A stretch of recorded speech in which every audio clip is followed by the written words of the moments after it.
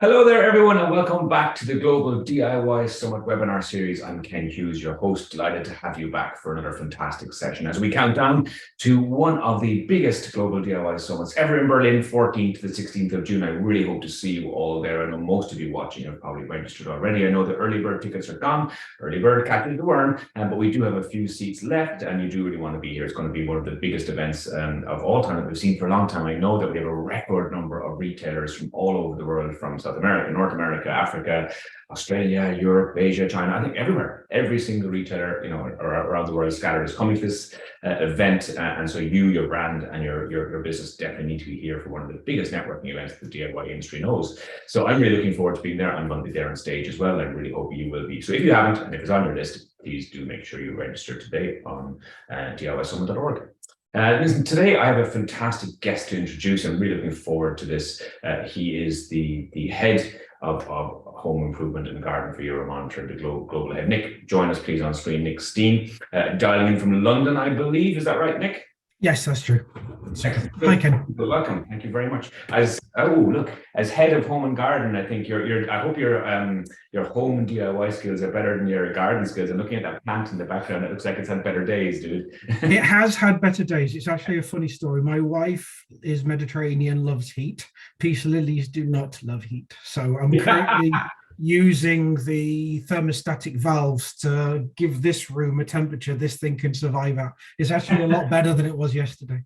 Isn't it? You're hoping for the show would actually resurrect itself well. Yeah, well, hey, not everything works out the way you're wanting. There you go. I was talking to you a few days ago. You're quite the strategist. I know you play a lot of chess in your spare time. So I'm really looking forward to this presentation. So you're going to talk to us about, your title is wonderful, the endless storm or the clouds parting. And so there's this curiosity around where we've come from over the last 3 years, and obviously costs of living and inflation and crisis and pricing strategy and where we're going. But we're more interested, all of us, in where we're going and how that might plan out in terms of strategy. So I'm not going to take any more of your time. I've seen some of your slides in advance. It's a really great presentation. So I'm going to be fast as I can here and hand it over to you. As usual, everyone watching, we're going to do questions after this. So please pop your questions in the question box as we go along, and I'll have them on my phone here, and I'll ask Nick those questions afterwards. So please do ask the questions as we go. Nick, I'm going to hand it over to you. You take over there, screen share away, and I'll talk afterwards. There we go. So can you see my screen? I'll go to presentation mode. Yeah, super. There we go. Wonderful. Okay, so thank you very much for the introduction, Ken. Appreciate it. And thanks to Inaki and the team for the invite. I'm delighted to be back in with the audience today for Global DIY Summit. I'm speaking today about turbulence and the mix of signals. So we're entering our 4th year of turbulence, and this is around this normal. This is new normal, and I'm starting to hate some of these terms. One of the things that struck me recently, both in writing and in presenting, is that some of our best words have been overused and they're starting to have a diminished value in communication. So the sorts of things we're losing. Normal's had its day. It's one of the casualties of overuse. But let's face it, what exactly is a crisis anymore? Because what we used to think of as being a crisis is now Monday morning, and pretty much every Monday morning. And it's getting to the point where it needs to be double digit, so it's just a bump. And this is the sort of thing where our language is shifting over time, unprecedented. I can't genuinely say unprecedented too often either, because so much of the ground under our feet has actually proven unstable and has shifted in the last 3 years. The point I want to make is more around the fact that while presenting this and preparing for today, I've actually started to see that some of our most neglected words, some of the ones we haven't taken out of the cupboard for a while, are now actually starting to creep into the picture. And I'm going to use the word easing later on, improving, options. When you've gone off a cliff and you're falling, you don't have too many choices until you land, until you crash, whatever bruises are coming after, but then you get to choose where you're going to go next. And this is one of the things. We've had this big turbulent period, and there are now starting to be some signs creeping in that our options are starting to increase. So some of what I want to share is shamefully close to containing optimism, and I apologize for that in advance. So the sorts of topics I'm covering today: state of the industry. This does contain some of the ongoing pain, particularly around demand side of things, but then I'm going to talk about the inflation projection, and there are some glimpses inside of this around more positive metrics. And I also want to look a little bit further into the strategic area and what are the biggest topics that people are looking at, where is the focus on reducing risk, and that is one of the biggest aspects that's going on right now. So if we kick off with some of the numbers for sales, this is a sneak peek. It's actually hot off the press. And this is data that will officially be published later on this month. So you're getting a bit of a preview in terms of what we're going to be talking about. So if we look at total home and garden, this gives a bit of context. So home and gardens in current terms up 2%, but that's with inflation sitting in the background at 6.7. So at total demand, real demand underlying that is about 5 points down year on year for total home and garden. And that's leaving us about 2 points ahead of pre-pandemic. If we want to look at some of the product areas, so home improvements running at about 5 points over pre-pandemic. Gardening's running 14 points. That's actually had a better time period through here with some residual gains that are going to stay with us for a while. Homewares is nearly back to where we were 2019, only really the healthy cooking. And I'll show you this in a minute. That's had residual gains. The actual furniture and the textile side is now below where we were pre-pandemic. This has taken a hit through this time period in terms of overarching demand. So if we think about home and garden specifically, and I'm cheating a little bit here because I'm migrating some of the furniture into this picture for bathrooms and kitchens to actually show the full picture, but they officially sit inside of our home furnishing bit, but this is relevant to this channel and to this perspective. You can see that the home paint and wallpaper particularly had a good time. Decorating was the main focus. Equally, we can see renovations are back at or below where we were pre-pandemic, and that didn't have a particularly good year. If we think about gardening and the focus, we've got the boost, which has happened inside of indoor plants, grow your own. This is retaining a lot of value. It's regionally varying. So there's some areas where this has been stronger than others, but universally it's better than all of the other sectors. And lawnmowers is now back pretty much to pre-pandemic. The only anomaly is to look at robot mowers. This is a European specific thing. It's not had the same experience in other regions. That's moved forward, and we hear that it would have been even better than this if not for shortages of chips, if not for issues around production on robot mowers. So this is actually a constrained result. If we look at the indoor life aspect, you can see it's all clustering around zero and back to pre-pandemic, below pre-pandemic. The only things that stuck are around the healthy cooking. So this is around stove top cookware, food storage, that type of product. But also we can see that the working from home aspect has had a slight retained boost, and also the storage aspect is still growing. That's still got the capability, still got things where we're running higher than we were pre-pandemic. The anomaly is that lighting went backward, but actually LED bulbs are far ahead of where we were pre-pandemic, and this is to do with a change in behavior. We're not seeing a replacement cycle. We're seeing people walk in and rip out perfectly operational bad efficiency bulbs and replace them whole house with LED bulbs, and that's not limited to Europe. That's something that we're seeing across large parts of the world. If we look at one of the other things that I've noticed during this latest research cycle, so we were in the field up until February, and we normally get maybe 1 in 20 where our interviewees are giving us scenarios rather than a single forecast when they're looking into the future. This has now become the dominant way of thinking about things, looking at planning. We're seeing not this single core plan, but we're seeing multiple variations built around these ideas of scenarios with quite a wide range. The core plan is actually a real number for total home and garden. If we look at the actual variations around it, there's a much more solid set of thinking and planning around this. It's not just that we have a plan C, it's that plan C has been fleshed out to a degree that we didn't used to do under just in time. With the new systems, new ways of thinking, there's a lot more in terms of due diligence, a lot more contingencies, a lot more mindset for being able to switch to plan C at the drop of a hat. And we can see within forecasting, we're doing it ourselves in terms of how we present forecasting, think of forecasting. We're actually starting to build in scenarios to cope with all of the variance that's going on and all of the speeds with which things have been changing. One of the other observations I would make, and this is my last point before moving into the inflation side of it, we see a shift in how insight teams are actually dealing with the concept of insight. One of the problems that we've had to come to terms with over the last 2 years, especially when we've seen that it's not just this one-off issue, it's not just this one-off moment of crisis, we've got crisis after crisis, this is the new normal, and all of these things have come from the front when all of our tools for trying to figure out what's going on are looking backwards.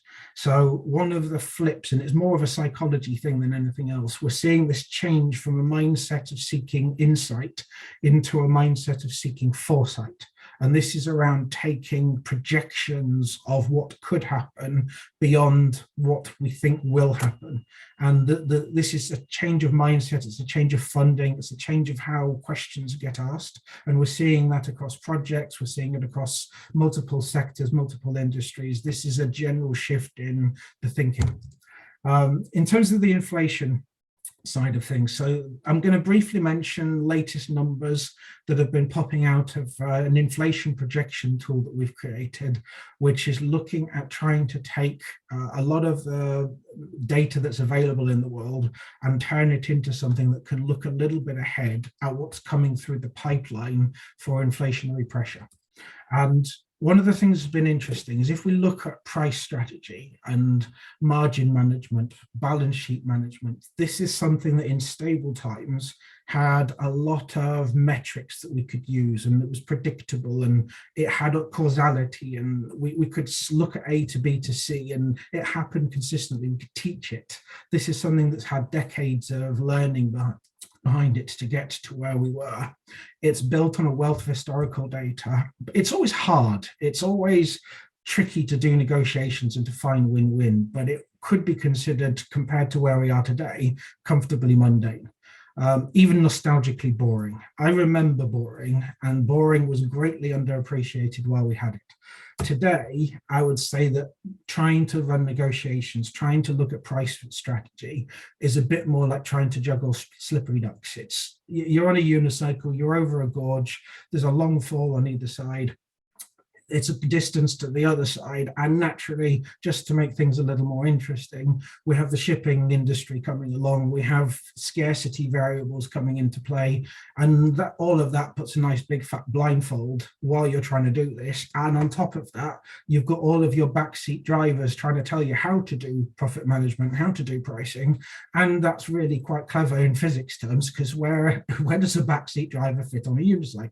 So I'm going to try and not be another backseat driver.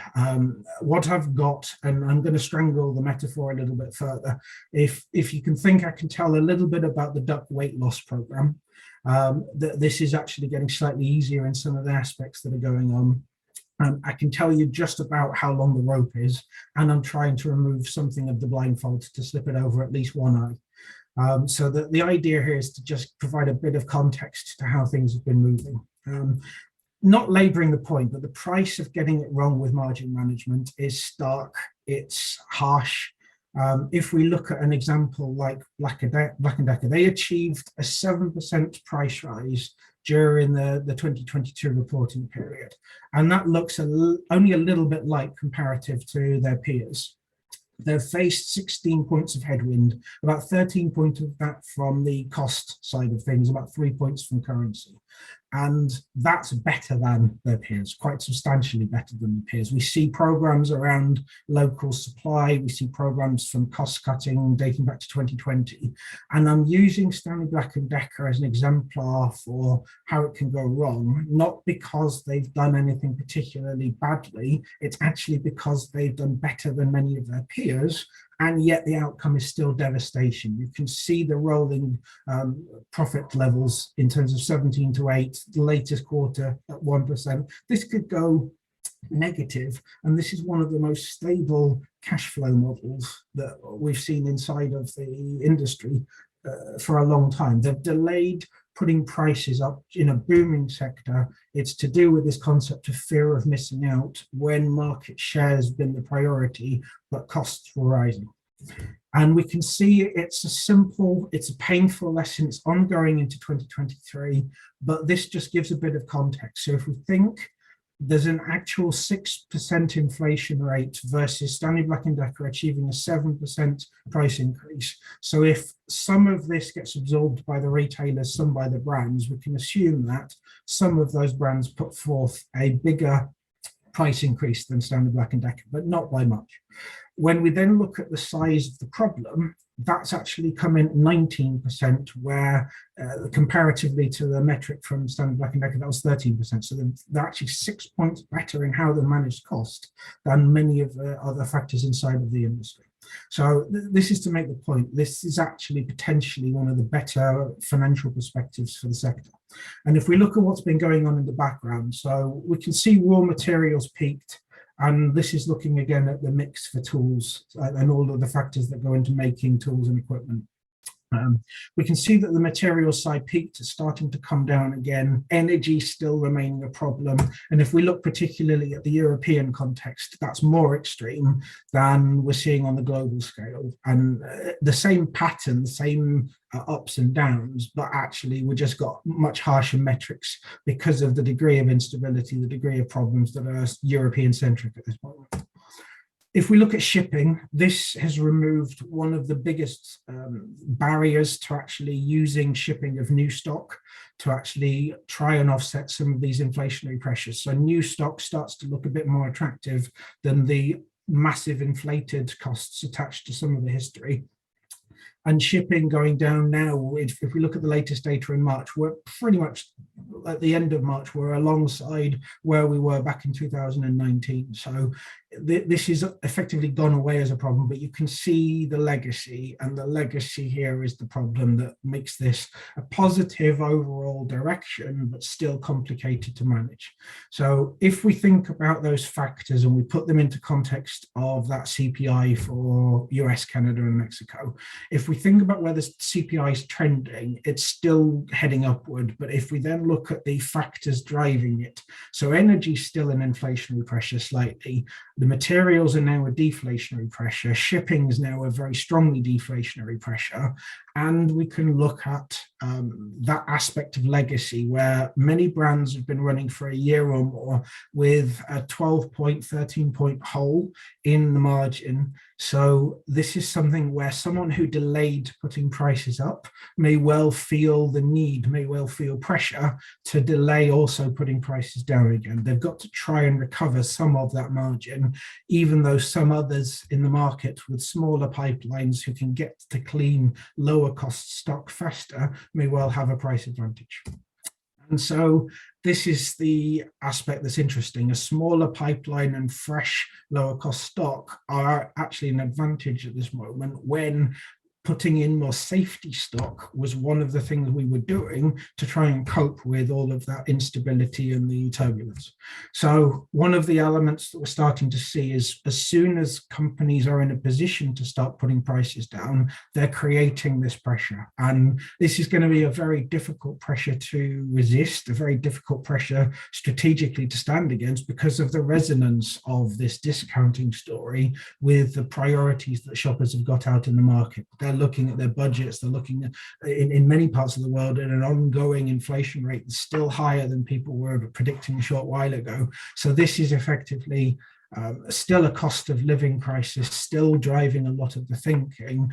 and some of the people who are going to end up with a cleaner stock sheet are going to end up trying to drive this message competitively. So one of the things we've heard about, and it's begun more in homewares than anywhere else so far in home and garden, but there are examples of discounters meeting shipments at the dock and just taking shipments completely off the hands of big box at very serious price discounts to actually help clean the stock balance quickly. So that gives a sense of just how important this is, just how big this is. One of the changes of behavior in terms of thinking and spending and projects that we're seeing is the degree of effort that's going into price sensitivity.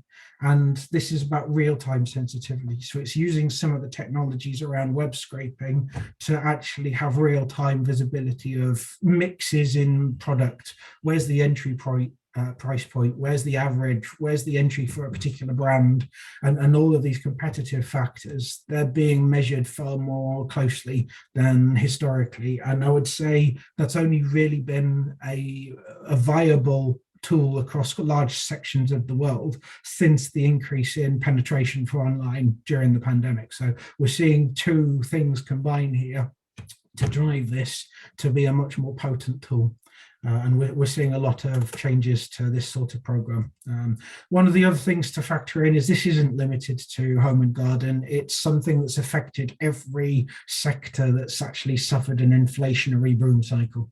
The temptation to put prices and price increases off because you are able to look at your sheets and see that the cost in the factory and you are having a windfall from scale offsetting the rising costs of materials, the rising inflationary pressure.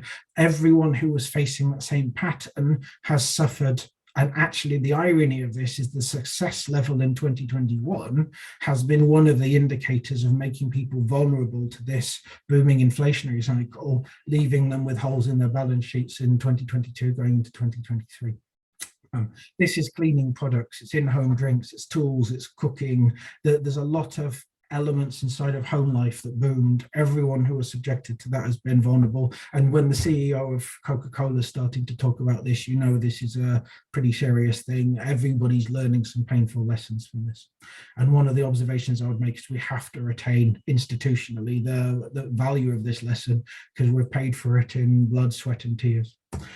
So if we think about what's going on in terms of topics and what's dominating the communication from the sector, this is DIY and gardening specifically. We're looking at, as you would expect, a large amount of the communications around operational metrics. We've got a lot of conversation around revenue, profit. That's all fairly in line with other industries, other sectors. There's a couple of jump outs inside of that part of the conversation. A lot of it's been focused in the last, particularly the last 6 months, on demand tracking and trying to keep sensitive around what demand is growing, what demand is going. We're seeing a big conversation multi-country around how Pro has had a better time than the DIY side. That's one of the biggest aspects inside of that right-hand side of the pie chart. If we then think about the next biggest topic, sustainability, I'll touch in a moment on what that conversation's about. But if we think about COVID reactions, that was boosted. It had gone down. If we looked at 2021, it actually started to tail off. 2022, it came back again as a big topic because of China, because of the zero COVID policies. That's now starting to ease off again. And also efficiency actions have been a big part of the conversation for the last 3-4 years, and supply changes have been a bigger factor in the last few months than I said the last 18 months. Supply changes have been a factor. I'll touch on that one as well. But also this rising topic is health and wellness, and there's more to see inside of it. It's a fairly small conversation right now, but it's stronger in DIY and gardening than it is in some of the other markets. So this is worth a little bit of focus. If we think about the messages that are out there for sustainability and where the focus is for our sector, so the grey in the background is all industries combined. The bar charts are first of all for DIY and gardening in green, but then all consumer discretionary systems inside of blue. And the purpose of this is looking at the size of effort that's going into the communication. So grey is the size of total communication in a topic, and the bars are how each of those sectors individually index against that level of communication. So is there a higher emphasis inside of one industry versus another for the size of that conversation? So you can see secondhand jumping out as much more important inside of DIY and gardening than it is versus other consumer systems, but also versus the total industry. So just as a quick overview, climate change is something where we're over-indexing, and we're over-indexing not just against all industries, but we're over-indexing against other consumer sectors. Part of that is because we live it, and I'll touch on that one in a moment. We're not seeing this as futurology anymore. We're in the thick of it. If we look at waste and carbon reduction, those are growing in the more recent data. Carbon policy is about equal, but you can see we're talking about scope 1, scope 2, scope 3 topics far more than many of the other sectors. We're deeper into this than many of our peers. If we think about secondhand, that's been an especially big topic. It's something that we're starting to focus on because of shortages of stock, because of issues around inflation creating big price spikes. People have turned to secondhand as one of their solutions to cope with this, and more so in our part of the industry than in many of our peers, many of the parallel industries around us. And we do have a circularity topic, and we're better than the overarching industry. It's interesting to note that we are under indexing within circularity overall. We're okay around end of life, same sort of size of topic, same focus for the end of life and the recovery of product at end of life. But overall circularity, some of the other consumer teams are far further into this, particularly appliance, like the consumer appliances industry. They index very strongly inside of this. So there's things to learn inside of that, and this is one of the things that you'll see inside of our content when we try to draw parallel lessons between sectors. I mentioned that we're living climate change in a way that many of the other sectors are not. We deal in both in-home and out of home. And when you cross over that barrier, there are a number of things we're having to deal with. Things like future stock planning and crops. Where are they going to grow? Because they're not growing to the same speeds and the same depth, the same quality of output that we've had historically because of changes in pests, changes in temperature, changes in humidity. This is live for us. It's affecting furniture, particularly. It's affecting homewares, and it's affecting the DIY sector. We've found some materials as well are more subject to breakage inside of extreme weather. We're also seeing changes in plant species and insect species in relation to the changes in temperature and things that flourish when they are treated to drought as well. This is starting to affect us in ways where it's actually part of our choices for product, for materials, for planning for the future. We're living it, and more than many of our peers. If we think about that topic around supply changes, what that boils down to is looking at reducing risk, and it's thinking about things like local supply, reshoring. Those were very hot topics, and they spiked, as I mentioned, like late 2021, but you can see it's starting to tail off now. And a big part of that, if we put that in context of the shipping index, you can see why it's starting to tail off. It's taking some of the heat out of this when the shipping factor isn't as big a deal.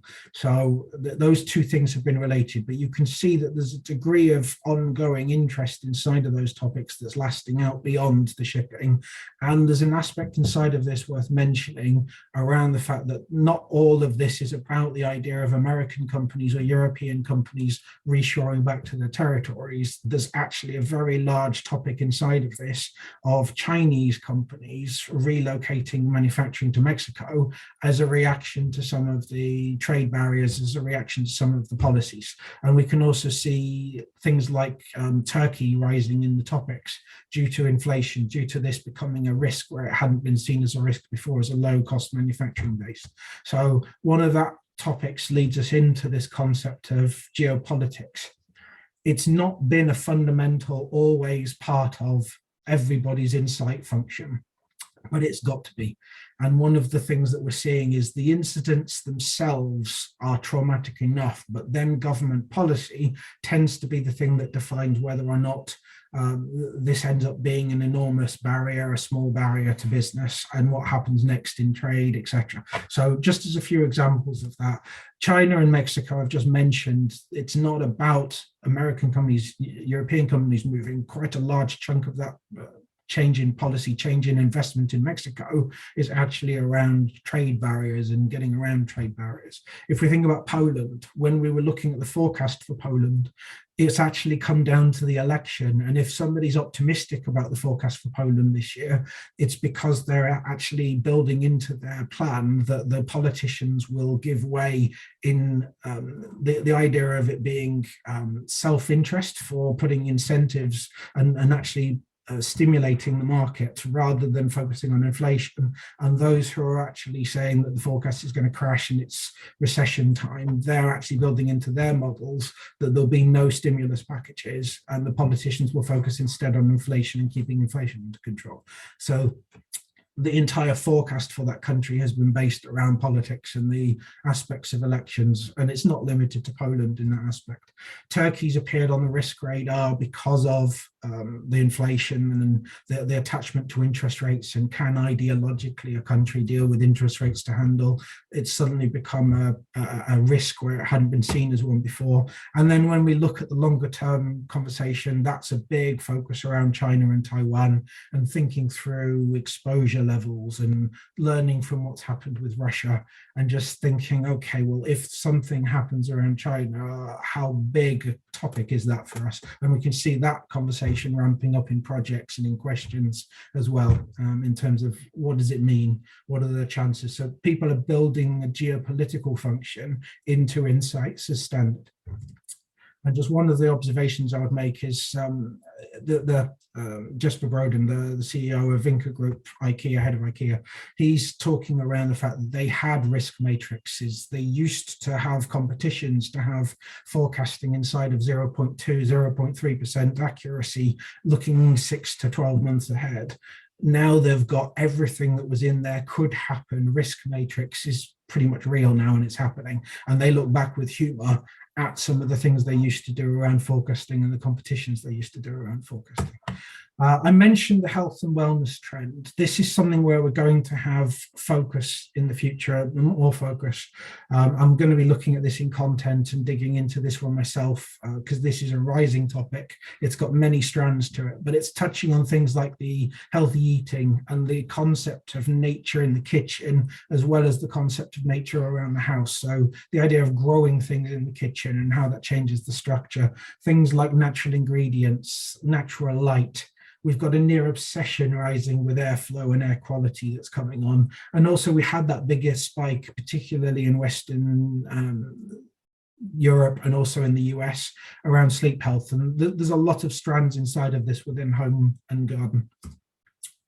So key takeaways. There were a few big lessons over this time period around how to win, but also around trying not to do harm. And I would say that one of the big things is that reliability is coming at a premium, and just in case is replacing the mindset of just in time, but it requires contingencies, and contingencies cost a lot more money. And it's all around this concept of defense in depth.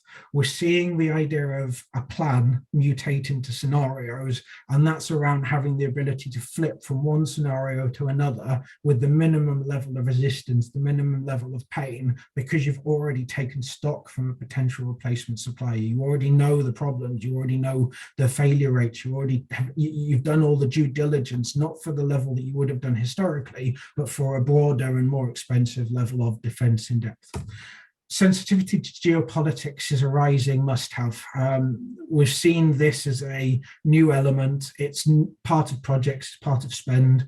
Also, we can see this topic around local supply and nearshoring has spiked. It's still there. It's still a big part of the conversation. And also climate change, as I mentioned, it's already upon us. We're living it in ways that many of our parallel sectors are not living it. It's futurology to some, it's now for us. There are positive signs for 2023. On the inflation side, we've got this big lesson that we need to retain around fear of missing out during an inflationary boom. This was an expensive lesson that we've got to try and hold on to. If we ever face a similar situation again in the future, there's a lot of things that we now know are critical to margin management. And if we then look at what's happening in reaction to that instability and the idea that some people are going to be in a position to take prices down sooner than others, this sensitivity to price tracking and the ability to do it in real time, this is a spiking activity, it's a spend driver, it's a project initiator. So that's everything that I've got in terms of prepared material for today. I don't think I'm off the hook just yet, Ken. I'm intrigued if you've got any more questions for me. I'm going to stop sharing. I certainly have many questions as far as stop the share there. Thank you so much. There was a huge amount of detail in that presentation, and I know we're going to send a link on the LinkedIn platform later on for people to download that presentation because there was so much good stuff in there. Yeah, looks loads of questions have come in. Before I get to the delegate questions, I have one from myself. Even you opened up talking about those words, getting away from unprecedented and all that kind of stuff, and the newer words that are coming. What's your own opinion on the DIY industry as a whole from an agility point of view? I mean, obviously we've been through what we've been through in the last 3 years, and some people will say, "Wow, like we did a fantastic job compared to other industries." Other people said, "Well, we did what we had to do, and we got through it." What's your just general opinion on the agility level, risk level of the DIY industry and our ability to change when things kind of go a bit weird? Please forgive me for cheating a little bit on this one. I'm sharing screens again, and there's a reason. Can you see my PowerPoint? I can. Okie dokie. So let's have a look at.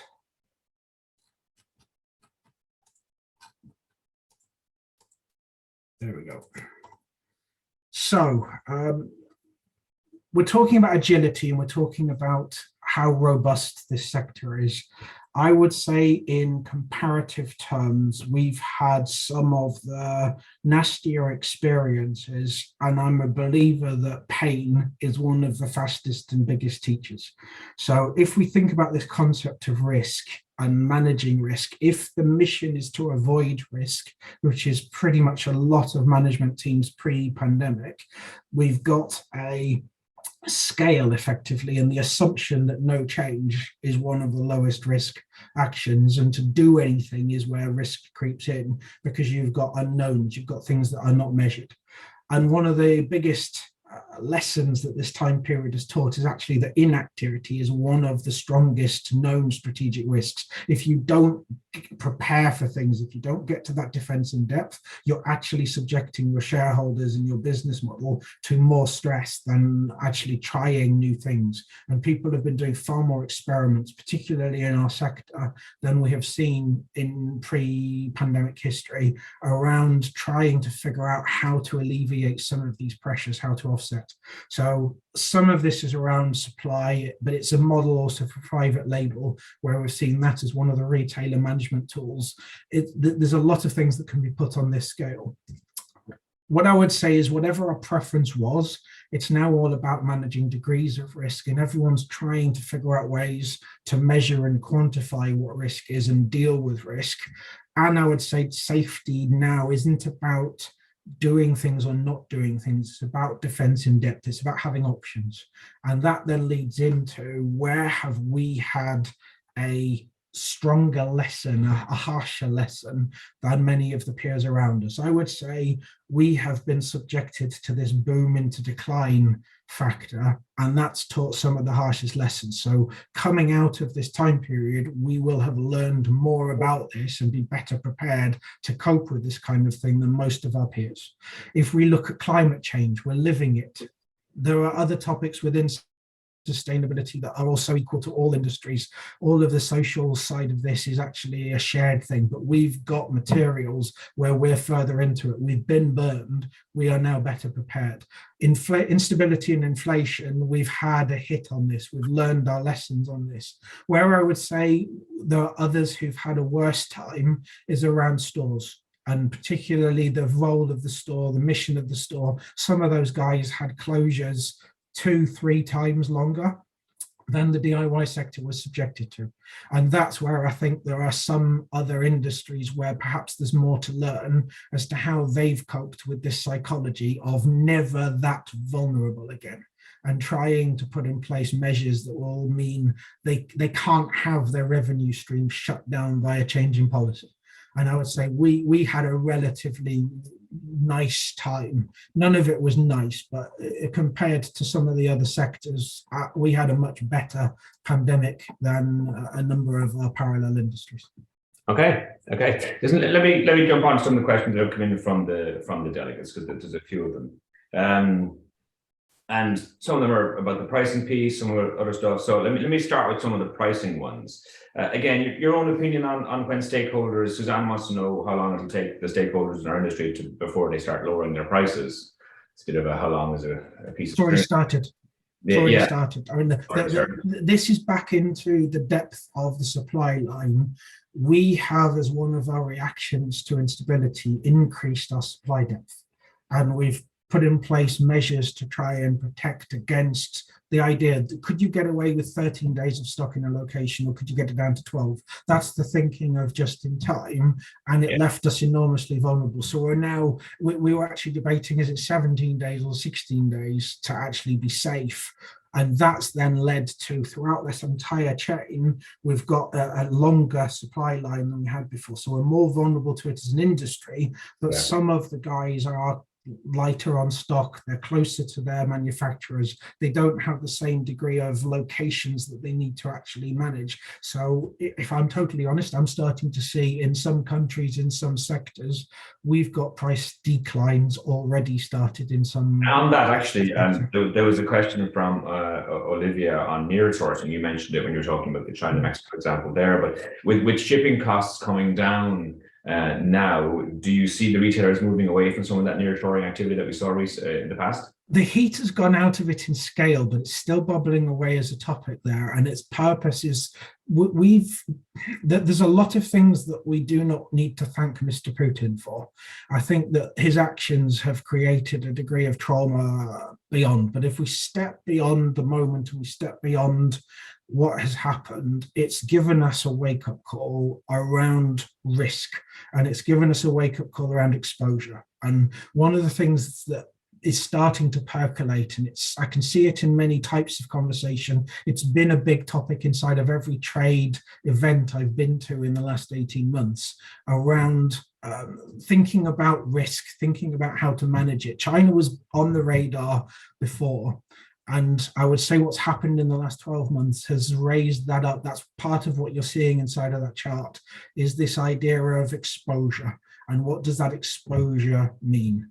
And so I think the shipping factor, it's taken some of it out. It's taken some of the urgency out of it, but it's turned certain nearshoring projects from being active nearshoring projects back to being reviews, back to being thinking about what's the best play. And it's not gone.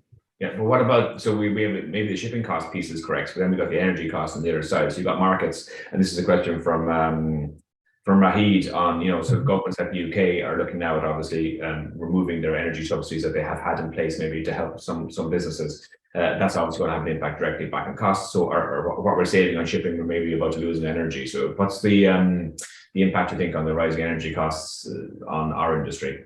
So it very, very specific around the role of energy in manufacturing. So we can already see glass.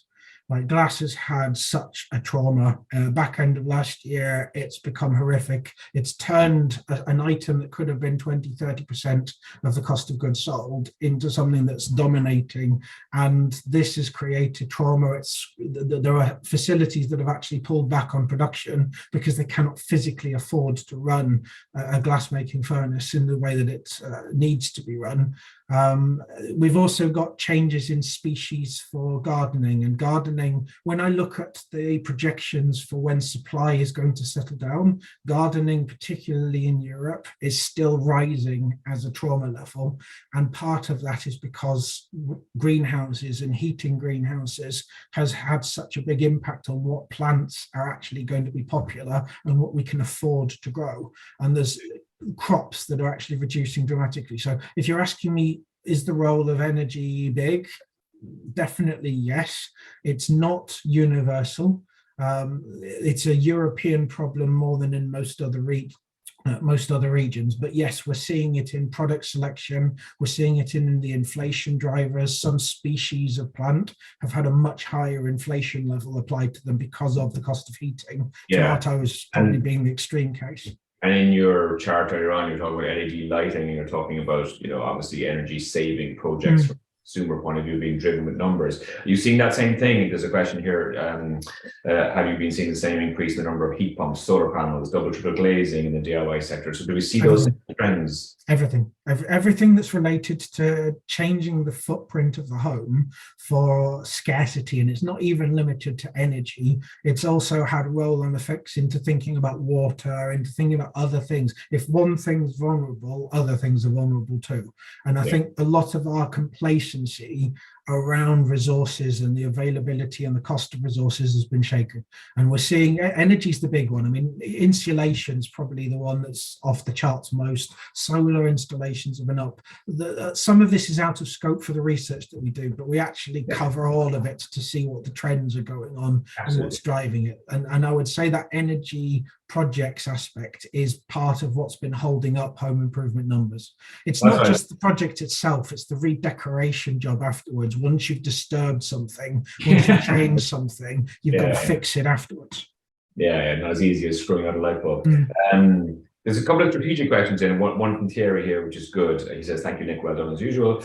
Do you happen to have a good example of a European DIY retailer who is using sustainability policy in relationship with the supplier as a competitive advantage? So it's kind of an opinion question. So do you have any experience you've seen? So yes, unfortunately, that's going to feel like a loaded and placed question because I'm going to use his company. Because if I examine how it's working, there are degrees of effort inside of the scope 3 side of the thinking and the degree of depth. So I think everybody's in the same boat when it comes to the upstream scope 3 aspects and the dependency we've got on bringing supply along the journey. And I would say that's equal. Everyone's got an equal degree of pain and an equal degree of challenge to try and have as an industry a set of policies that bring our suppliers along the journey without breaching monopolies and mergers by setting a common standard everyone's going to live with, which by the way is one of the things we're not allowed to do. So I think that's part of the journey, but I'm hearing the same metrics, the same stories, the same sort of thing inside of that aspect. When I look downstream and into the home, Kingfisher's activities and the strategy that it's engaged in has gone further into thinking about how to change real use of product, real footprint of home, trying to change the actual home itself to make a home more efficient. The thinking on that looks more advanced than in many of the peer sectors. And I would say that's where there's a lot of work still to go. I mean, as anyone can say, if they've had enough experience of trying to change consumer mindsets, if you're trying to change what happens in the home and how products get used and how products get disposed of at the end of life, it's one of the hardest jobs because you're trying to do mind control and humans don't like it. And they go and do something radically different just to spite you. And one of the latest topics, which I find really amusing, is the idea that we've ended up doing a lot of sustainable things, but we've done them by accident almost. So effectively, as a species, we've done things which are good for the environment, but that wasn't why we did them. It's cost oriented, it's preference oriented, but I would say the Kingfisher business model has some aspects of sustainability that I find more advanced in that in-home aspect and looking at how to change the mindset, to change the use of product. Yeah, okay. Let's not get into the capitalist versus sustainability argument. We could be here for 7 hours. The question from Adam here is a good one, because you mentioned that rear view mirror versus windscreen analogy, which is, it's great to look at what happened, but where we're going is kind of more important. You don't want to drive using your rear view mirrors. I know when you get a very sore neck. How can companies adjust to seeking foresight rather than insight? So philosophically, because you deal with so much trends, data, and you're looking at data all the time, how do you think that an average company, the average CEO, C-level team start to kind of genuinely look with foresight as opposed to insight? Any kind of... So the trick is projection. So back to the concept of risk management. If you assume that any model you create has got risk attached to it, an error factor attached to it, it's not about removing the error. It's about getting the error to the lowest level. It's about testing. It's around looking at what are the variables involved and trying to build a model that's evolving so that you get better at this over time. No one's able to just suddenly drop in and have something which is perfectly accurate 6 months out. To be fair, and we used to forecast as an industry, all industries used to have 5-year forecasts, and we were measuring how accurate we were 3-5 years out.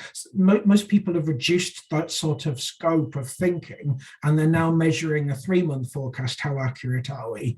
And even inside of that, there's a degree of variance that we would have never tolerated 4 or 5 years ago. So I would say it's all around that idea of modeling. It's all around the concept of projection. It's about understanding variables. As the quote from the CEO of IKEA Inca Group was saying, the actual risk matrix and what's in the risk matrix has increased. You're trying to figure out what has caused, what can cause, what will cause. And it's that mindset of what else is going to go wrong.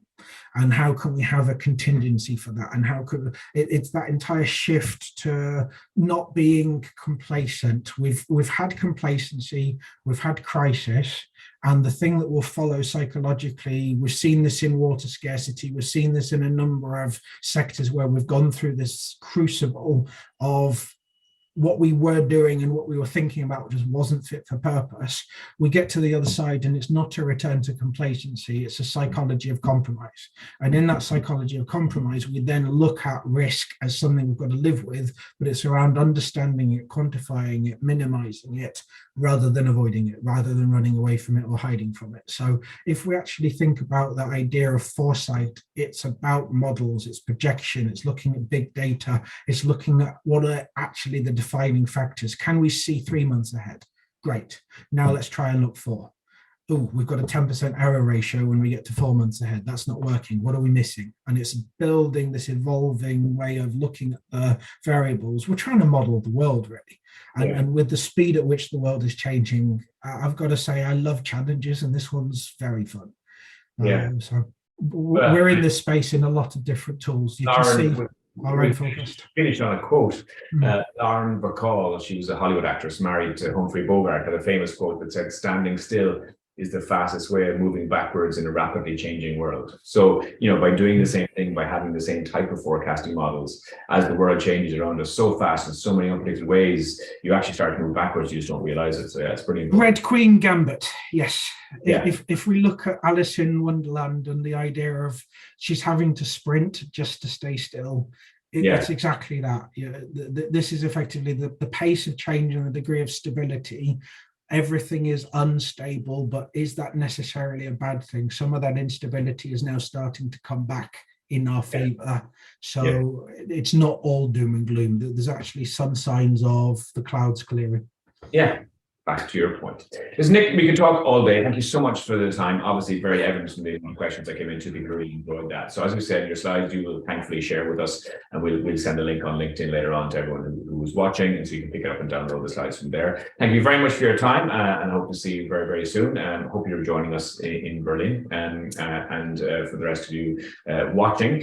So Nick, I'll say goodbye to you. Thank you very much for your time. Thanks very much, Ken, and I'll let you know if the plant dies. A bit of water would do well there. Take care. Thank you. Thanks. So listen, for the rest of you watching, a couple of dates for your diaries. So the 12th of May is our next Global DIY Summit webinar here.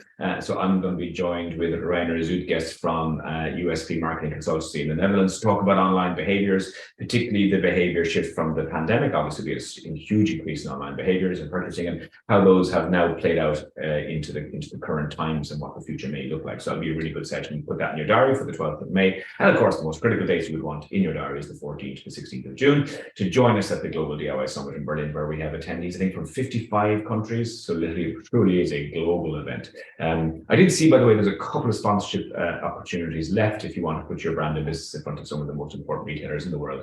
And I saw the exhibition map actually, and there's some good spots left if you did want them. Only a few left. So if you were thinking about that, do reach out to the team in the Global DIY Summit for those. So listen, I've been Ken Hughes. I really enjoyed that session with Nick, and I wish you all a very happy Easter. I'm off now to hide some Easter eggs in my garden and drill some holes in some walls. Until next time, see you soon.